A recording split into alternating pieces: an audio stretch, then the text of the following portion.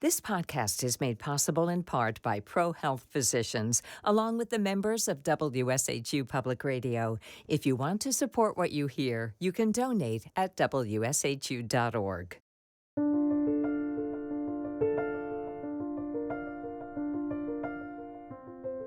Hi, I'm Randy Kay, and this is Good at Heart, conversations with people who quietly make the world better. Today's guests were nominated by our own Brian Scott Smith. They are Tim and Gretchen Teran. Welcome to Good at Heart. Thank you. We're glad to be here. So let me start with, who do you help and how? We are called Plebeian Helpers. We are a grassroots organization that really was formed in 2022, just after the full-scale invasion of Ukraine. And our whole mission is simple. It's dedicated to helping the people who've been affected by Russia's war of aggression. And I use those words purposely because truly that's what it is. And how do you do that, Gretchen? Well, this was such a great question because it gave us an opportunity to reflect on the evolution over the last 4 years. For example, we started going into Krakow, where the majority of refugees found themselves coming over the border from Ukraine.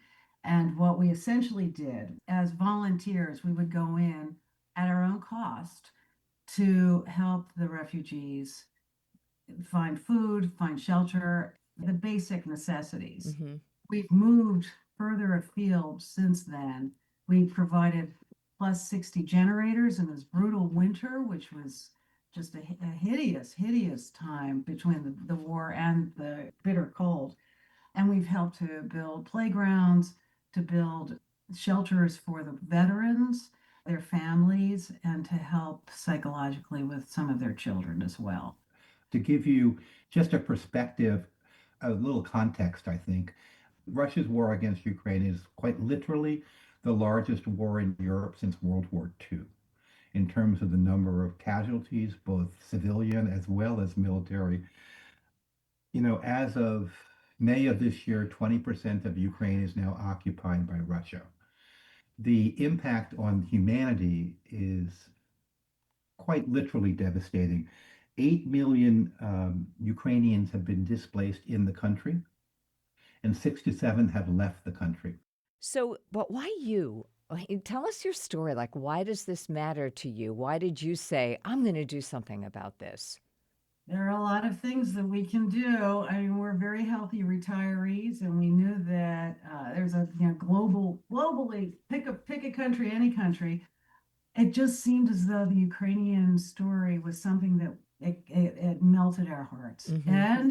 and we were given an opportunity. It was handed right to us by How? the co-founder of Plebeian Helpers. He is absolutely dedicated to the Ukrainian effort, and we were able to jump on his bandwagon, and it just moved us.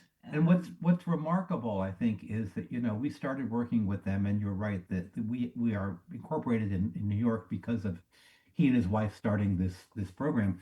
But when we started doing conversations and presentations in Connecticut, in Lyme, and in Haddam, all of a sudden we discovered all of these other people who were interested, wanted to help, some Ukrainian, some professors, some not. And so we've now developed a whole new cadre of people in Connecticut who are now joining Plebeian Helpers and literally volunteering their time, their effort, and their money to come and help us because we do this all volunteer. One of the wonderful things about this group and why we joined it is there is no overhead, there are no salaries. Every dollar we get or we invest goes directly to making a difference, which is an unusual thing and kind of why I think we're proud that Charity Navigator gave us a 4-star rating. All that money goes towards the Ukrainians, not towards overhead. Wow. I notice it's plebeianhelpers.com, not .org. Does that mean it's not a nonprofit or just because it's all volunteer? Is that It's what we could get as a domain. And what is the Hey, founder's name? Joe and Beth Cyr, Cyr, are the two founders, and they live in Babylon. He is an international lawyer, negotiator by background, which is an incredibly useful skill to have. In order to make sure that everything we do makes a difference, we are very, very on top of what our local agents in the field do for us when we're not there, because we fund things when we're not in Poland or not in Ukraine. And so we want to make sure that there is no overhead, there is no funny Hmm. business, that all of the dollars get spent against the refugees and the Yeah, displaced. Wow. And I imagine that, as you say, healthy retirees, you have a lot of opportunities to volunteer and help. They're all over the absolutely. place. So why this one? Why did this strike your heart? For me personally, I didn't know where to begin. And in my working career, I've had friends, older bosses who said, "We're going to join Senior Peace Corps. We're going to go to Africa and do this or that or the other thing." And all of these are amazing efforts. But this one, honestly, Randy, this was just handed to us on a silver Mm. platter. And by nature of that, we'd love to hand it to other people on silver platters because people really want to do something. They just don't know where to begin. That That was is, the situation we were in. yeah. And we are absolutely blessed with good health and tons of time. And we're used to being worker bees. So we're happy to, yeah, we're really happy to do it with Plebeian. That's so wonderful. And it is true. Sometimes when you're just open, the right opportunity just falls Yeah, in your lap when you yeah, like focus your energy on yeah. how what you want to spend your time. I imagine you've been to Ukraine, you've been on the ground, right? So is there a story that sticks out in your head of just something that warmed your heart or helped you say, I'm in the right place. This is where I'm Well, supposed to be right now? one of the things we do, in addition to being in Ukraine, we run an aid center in Krakow for the tens of thousands of Ukrainian refugees. 25% of the population in Krakow, Poland, is now Ukrainian. Wow. And so at our center, we were having a night, we're trying to take their minds off of the world they're in now, playing chess and making pierogies. They taught us how to make, well, and they're vernikis actually Yeah. in Ukrainian. And the question we always get is, why are you here? And so we'll say, because we want to help. And they will say, well, do you have family here or friends here? And we said, no, we just want to help. And all of a sudden you can see it in their eyes. You can read it in their faces. They say to themselves, wow, the world hasn't forgotten. Yeah, we Because haven't with so many forgotten. things going on with Iran and Somalia and Myanmar and Gaza, they're not on the front page of the papers And they anymore. know that. And They they know know it. they're below the fold. And I'm Mm. sometimes not even making below the fold. Right, So because it's, it's not today's hot yeah, It's topic, not so the to topic of speak. the moment. yeah, Yeah, I yeah, know. And you know, I'm so glad you shared that because that is the essence of this podcast is that the people who are good at heart, quietly making the world better, doing what we can, we don't get the spotlight. And this yeah, is what this podcast, what we want to do is to shine this spotlight. So I yeah. want to go to question 3, which is just Sure. thinking in general about, what is it or who is it that inspires you? Like, is there advice you got or a quote that you live by that helps Exactly. to inspire you to do this work with your Yeah, retired yeah, time? yeah. I think what really inspires us is the Ukrainian people because their resilience, their passion, their desire for normalcy in the midst of constant attack and under sirens all the time is remarkable. I mean, I think the strength of spirit that they exhibit Hmm. is something incredibly unusual. You know, when you say, gee, what inspires us and what do we think of in terms of advice and quotes that we've gotten, I reckon back, as Gretchen does, to the famous tennis player Billie Jean King. And she once said, champions adjust. And Mm. I think the Ukrainian people are champions. Yeah, they're adjusting every day. They are Yeah, truly trying to yeah, go with the flow of life and try and find some sense of normalcy, and they are champions. yeah. Wow, that's a great answer. I will share with you that my ancestry is Ukrainian slash Polish slash Russian, depending on where the Get border was out that of year. town. Really? My grandmother and grandfather on my mother's side, escaped the pogroms and came Oh, here Wow. on a boat one at a time. My grandfather first, and I think of them as like Muddle and Seidel and Fiddler on the Roof because he came first. They were living in a shtetl. It was called Vishnevitz, so I know that name for dumplings because I'd heard it before. So Yeah. it depended on where the border was back then, but this was after World War II. And so then my grandmother stayed behind with my uncle and, got on the boat to Ellis Island with a 2-year-old. So What my a goodness. legacy. That's amazing. Have you been to Ellis Island to see to I experience have. it? I believe that I have one like third cousin that I'm actually going to meet for the first time this summer because my grandmother was one of like 7 children or more, 2 sets of kids. It's a whole story, which I'm not going to tell right now. But I'm hoping that they have stories. But one of them loves to do the family history. So my grandfather came to Boston. So he wasn't on Ellis Island, but my grandmother Anna Right. did come to Ellis Island. Came to Anyway, Ellis. so the Ukrainian people, part of my blood. Yeah. So Yeah. I want to know about this has to do with question 4, which is how can other people help you now? And a corollary to that is your volunteers come from Connecticut, from New York, from Long Island. Like, where are they from?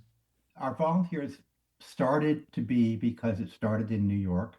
In New York, Right. we are now In New quite York literally City or New in. York City, on Long Island and New York City. Okay. And we are now quite proudly global. We have volunteers in the UK who come, in Hawaii who come. That's a long way to Ukraine. Yeah. From Australia, from really all points, and all points across the US. And because of some of the work we've done in Connecticut, we now have probably 15 people committed, probably 4 or 5 joining us this year in Ukraine and Poland. So we have done a lot this year, as Gretchen noted, to already get all kinds of supplies to help people survive the winter. We're now in the process of fundraising for our trip, which will run in July and August, the last week in July and August, where we will be doing what we normally do, which is buy and distribute food and basic necessities and medical equipment, which we bring over or we pay to have brought over and then unpack, as well as building shelters, houses, um, gardens, and what have you, both in Poland for the refugees and in Ukraine.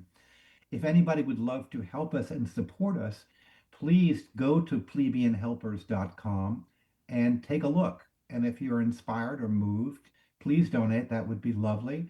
If you're any interest in joining us, we love more people. We can do more with more money and more people. We'd love to have people come. Again, it is a pay your own way, but the return you get emotionally is far more rewarding than the money you spend. We'll be going and working the last week in July, starting on the 20, I think it's the 7th, and then we finish on the 7th. But some people will be staying longer and working to build more houses. And we are a group that is greatly passionate, and we try to have a little bit of fun at the same time. And I should say for all the listeners that we don't just go to Ukraine, to any place at any time. Any place we go, we know that there is a bomb shelter, and we don't go any place where it's actively under attack.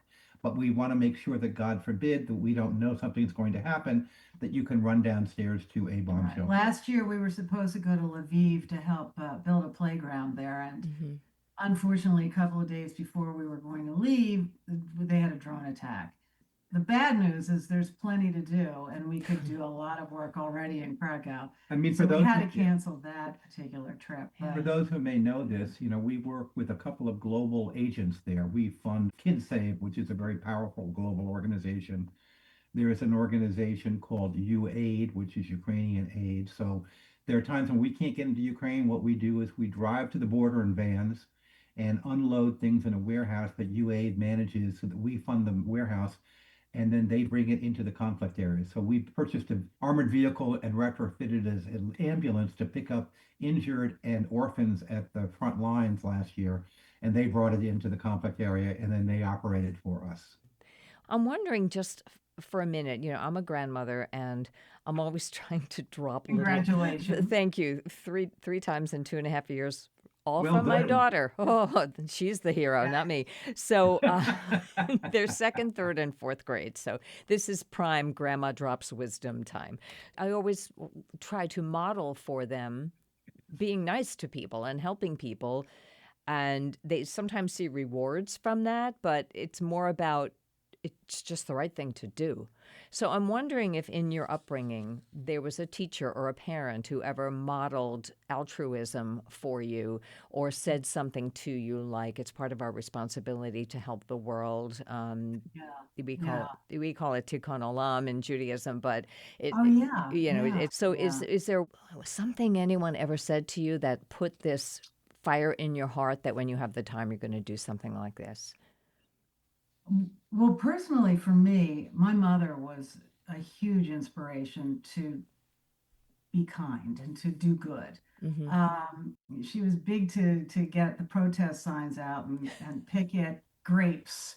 She'd be very disappointed in Cesar Chavez right now. But as a Yeah. little girl, I spent a lot of time listening to my mother, and she never lectured. She just made it clear that we have an absolute responsibility to be grateful for what we have, and without getting maudlin, she would really encourage us to do that. My sister feels the same way, as do I. I spent time working in inner city Brooklyn with children. Education was always my thing. And people need your help, and you Yeah. don't think you can do it, but you guess what? Just by being there, just your presence. It's Yep. it's Or a kind word or a food absolutely. donation or anything. I would just say on that one, in the spirit of the Jewish tradition, there's a word in Yiddish for meant to be, and Shared, I think right? bishert, Yeah. and you're Sure. meant to give back, Ah, and I think that is true. And we're only on this planet for a little while, and so you'd like to leave a legacy of having made a difference. It doesn't matter whether it was big or small. It's the fact that you leave this planet knowing you did something, Yeah. and that to me is what bashert should be really about. So, I love that. And other religions might call it a calling or hearing All God's right. voice or Exactly. whatever you call it. If we're good to Yeah. each other, that's the result. So, Tim, you may have already answered this with what you just said, but I'm going to ask it again. My final question is always why do you think we are here on Earth? I honestly believe that we're here to be a community, not to be isolated individuals. I think badly said, but picking up on John Donne, no man is an island, right? Mm-hmm. And so I think that if that's true, then our role on Earth is to make the human community a better place. And I can see no better way to do that than helping those in need. Love that. Gretchen, anything to add or say? No, I mean, not, because of my parents, I was very lucky with those guys, and they were constantly giving back to the community. We have two sons who uh, we've passed it on to them, and we feel as though this ripple effect has been pretty successful, and we want to keep it going. And so we feel very, very blessed to be able to contribute this way, and we're going to keep it up. And I would just add on this one, just in giving back, in doing something and making a difference, you meet the most amazing people who have the same Yeah, sensibility. yeah. We have met through this organization, through our work in Ukraine and other places, the most amazingly interesting people that we would never have met. Yeah. And that to me is sort of the human then fabric coming together in a way that you didn't know was going to happen. I thank you so much for being No, thank you. here, for what Yeah. you do, for your inspiration. If you want to help Plebeian Helpers in any way you can, the website is plebeianhelpers.com. You can read more about what they do, volunteer your time, make a donation, or just get inspired to be good at heart yourself. Thank you for joining us. Yeah. Thank you, Randy.